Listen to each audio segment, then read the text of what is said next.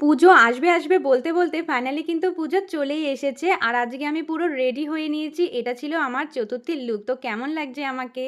আর আজকে আমরা সবাই মিলে যাবো কল্যাণী আইটিআই মোড়ে ঠাকুরটা দেখতে। আমরা কিন্তু সকাল ৯টার ট্রেন ধরে নিয়েছিলাম।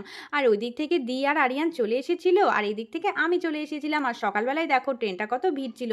আর তারপরে সোজা আমরা চলে এসেছি কল্যাণীতে।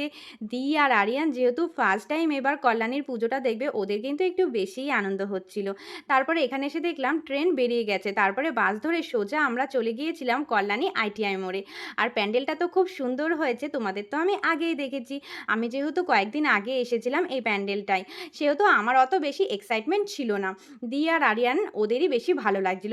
আর আমি যখন প্যান্ডেলের ভিতরটায় ঢুকলাম তখন কিন্তু আমারও বেশ ভালো লাগছিল, কারণ আগেরবার যখন এসেছিলাম তখন কিন্তু প্যান্ডেলের ভিতর ঢুকতে পারিনি। আর এবার যখন আসলাম খুব ভালো লাগছিল। প্যান্ডেলটা দেখো মোটামুটি ফাঁকাই রয়েছে, মোটামুটি না পুরোটাই ফাঁকা রয়েছে। তবুও জানি না সিকিউরিটি দাদারা কেন দাঁড়াতে দিচ্ছিল না ভিতরে, বারবার বলছিল যে বেশিক্ষণ থাকা যাবে না। যাই হোক, মাকে দেখে নিয়েছি, খুব ভালো লাগলো। তারপরে দেখো ঠাকুর দেখা কমপ্লিট করে আমরা রাস্তায় বেরিয়ে পড়েছিলাম। আর যেহেতু খুব গরম ছিল এখানে এসে কিছু ঠান্ডা খেয়ে নিলাম। তারপরে এই দোকানগুলো দেখতে দেখতে বেরিয়ে পড়েছিলাম।